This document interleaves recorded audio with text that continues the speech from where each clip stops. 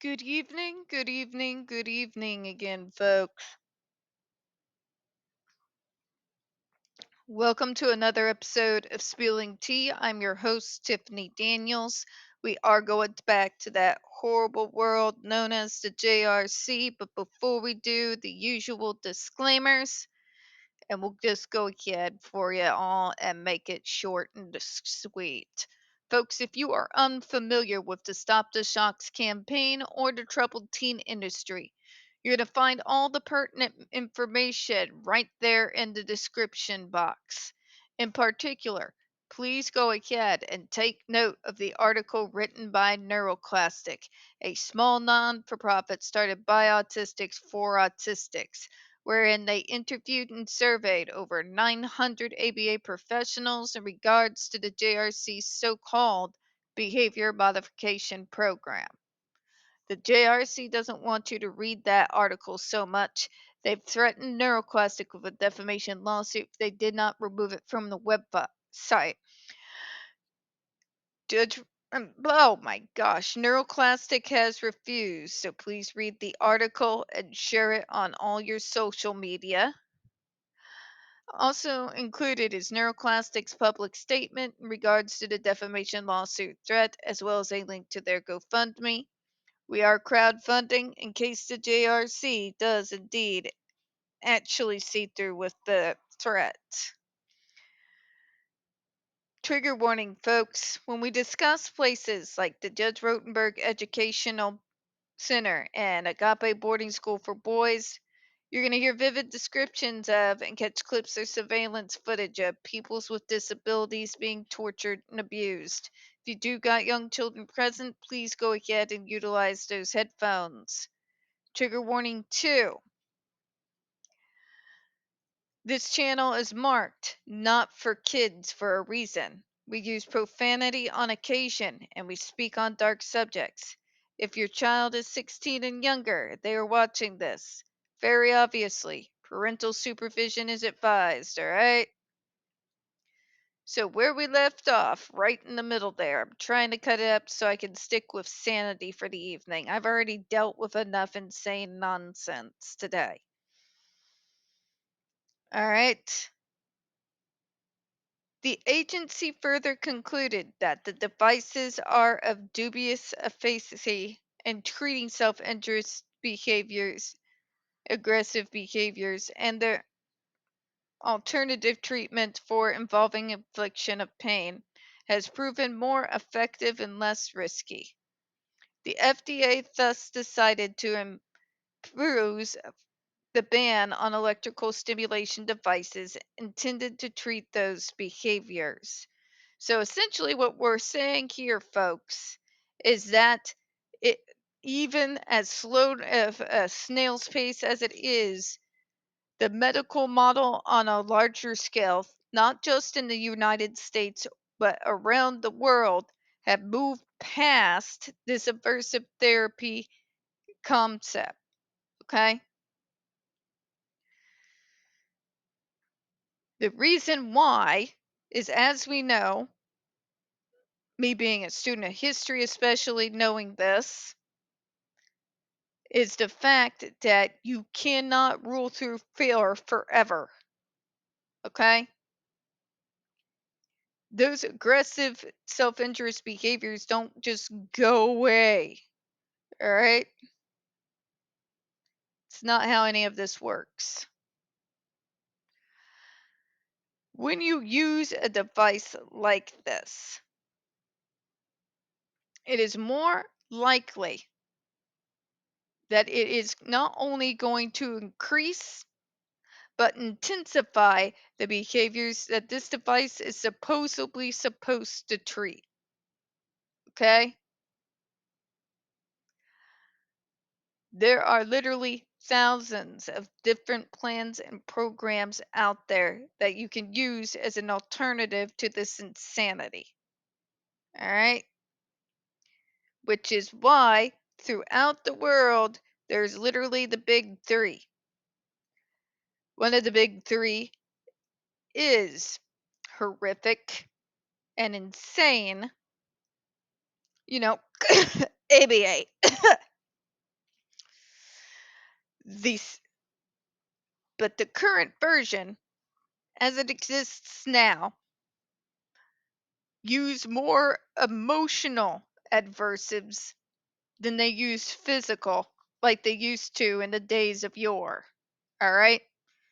The medical model has moved on from the fact that you can't abuse the disability out of a disabled kid. Okay? Like they read the memo. All right?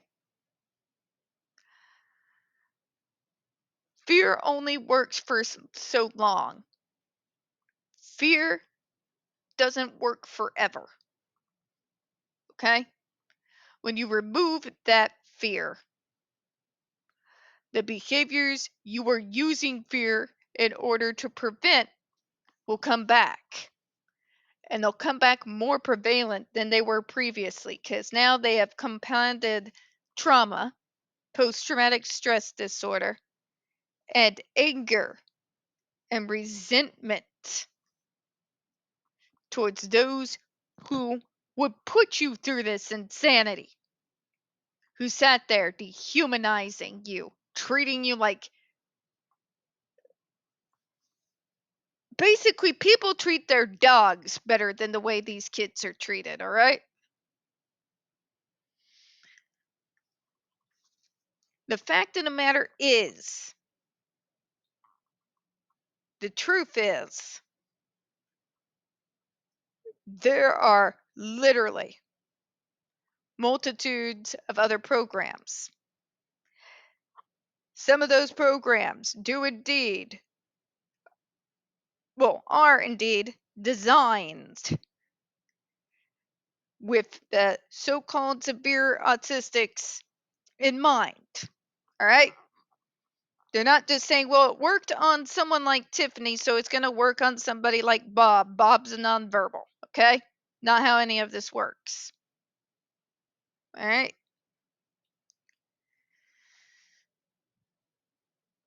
Trying to stop a risky behavior through means of fear may stop that behavior for a day, perhaps even a year. Remove that fear, and we are back to where we started, but worse. Because the underlying conditions, the roots from which the behavior this device is supposed to treat stems, think on it,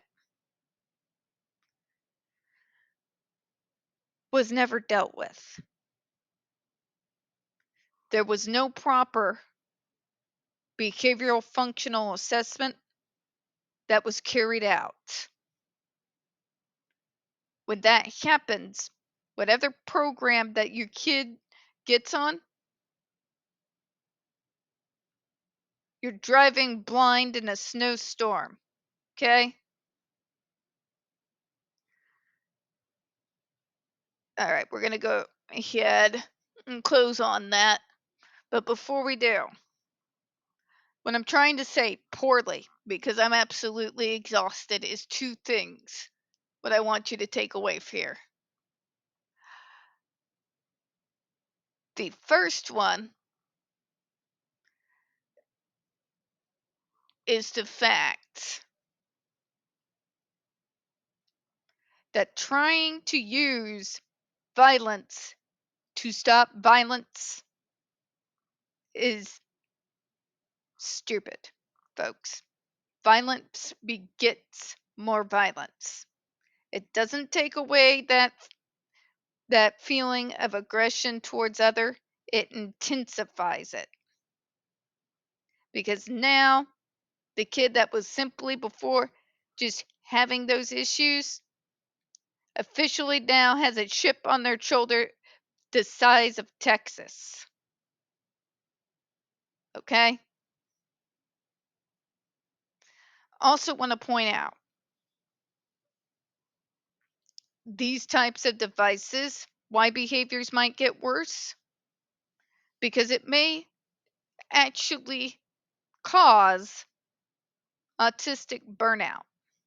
Okay? We're going to go ahead and close on that. I'm sorry if I'm mumbling incoherently here, but I'm kind of exhausted, folks. We don't get very many views on this channel. Some of the few that we get do tend to get removed from time to time. Please don't forget to hit the like button, hit subscribe. Don't forget to hit the comments. I do appreciate your time this evening. As always, we here at Spilling Tea do hope you have a good one. I'll see you in the next few minutes.